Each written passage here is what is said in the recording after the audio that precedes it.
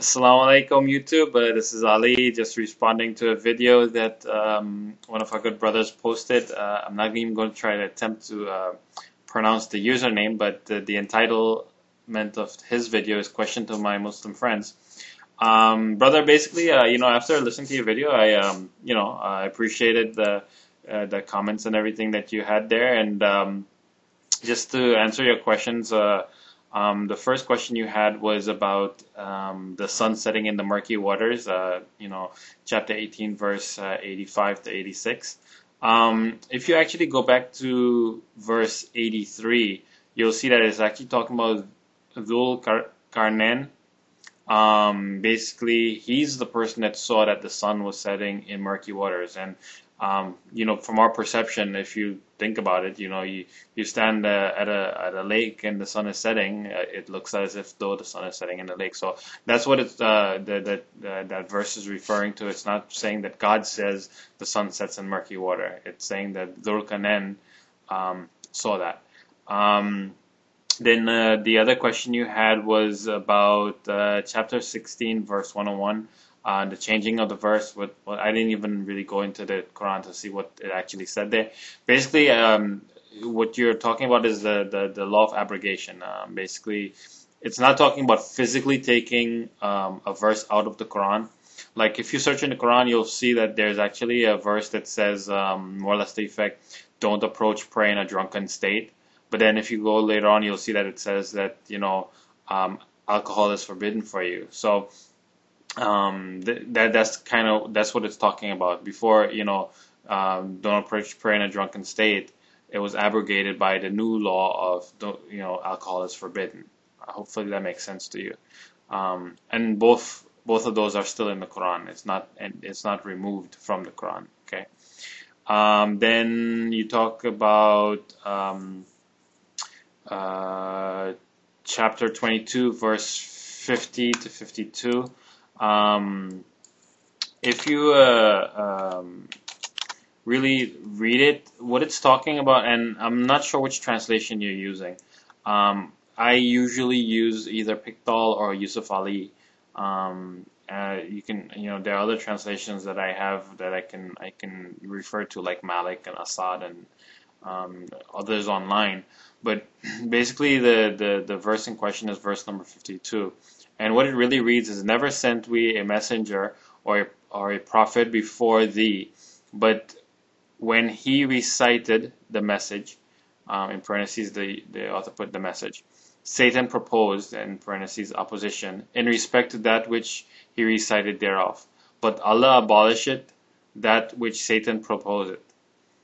Then Allah established his revelation. Allah is nor wise. So basically what it's saying, I believe you said it was using the word of injection.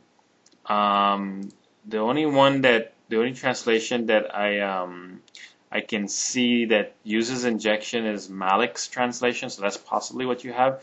And basically what it says is, never have we sent a Rasul or a Prophet before you, O Muhammad, that whose wishes Satan did not tamper, but Allah abrogates the interjections of Shaitan and confirms his own revelation, for Allah is all-knowing, all-wise. So basically it's the same thing, basically saying that, when Satan came and tried to corrupt the thoughts of the prophets, that Allah, confirmed his truth with his prophets. So it's not saying that the prophets or anything like that did said anything wrong to the people. And then the last question you had, does Allah lie and deceive into thing? Basically, you're talking about the crucifixion of Jesus. That was basically Surah number 4, Ayah 157 talks about the crucifixion. Basically, what it says is that that they did not crucify him, and that it more or less it was made to look that way. It appeared so, I should say. Let me read exactly what it says, so this way we're not confused here. Then even this is Surah 4 verse 157. They even say, we have killed the Messiah Isa, son of Maryam. the Rasul of Allah. Whereas in fact neither did they kill him nor did they crucify him, but thought that they did, because of the matter of was made dubious for them. This is the Malik translation. I'm sorry, I'm still in Malik's translation. It goes back to Pictol.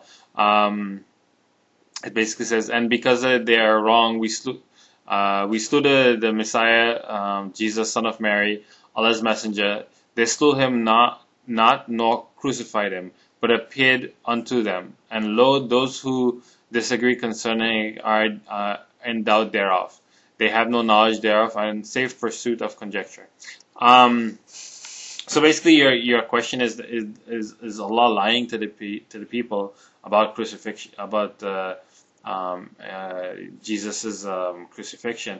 Allah is not lying. It appeared to them that way, and just to throw the Bible story at you, when Satan came to Eve, according to the famous Bible story of Adam and Eve in the garden, he appeared to be a friend to her. So I don't know. The Quran doesn't go into specification as to exactly what occurred there. It just basically says that Jesus wasn't crucified, and that's the Muslims stand on that. But Satan's goal in the world is to deceive the people. So when God took up Jesus, it could be possible that even Satan took his place on the cross. I don't know. I'm not saying the Quran doesn't say exactly what happened. Quran just says that he wasn't crucified, and it just appeared to the people that it did. It didn't say that God did that either. So only God really knows what took place there.